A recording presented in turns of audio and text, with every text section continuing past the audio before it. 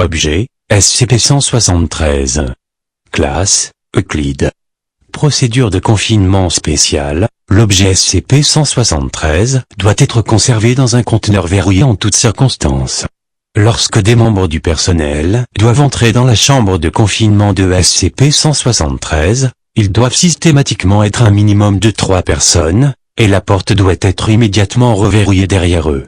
À tout moment, 2 personnes doivent maintenir un contact visuel direct avec SCP-173 et ce, jusqu'à ce que tous les membres du personnel aient quitté et reverrouillé le conteneur. Description, transféré au site 19 en 1993.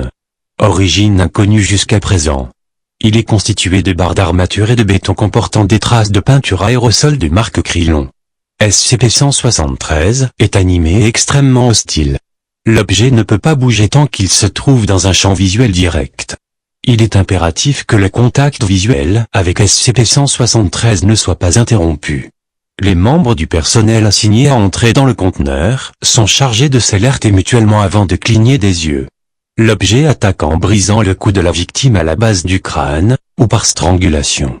Dans le cas d'une attaque, le personnel doit respecter les procédures de confinement de classe 4 concernant les objets dangereux. Le personnel a rapporté avoir entendu des bruits de grattement provenant de l'intérieur du conteneur lorsque personne n'est présent à l'intérieur.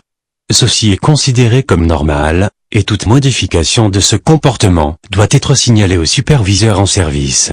La substance brun rougeâtre sur le sol est une combinaison de matière fécale et de sang.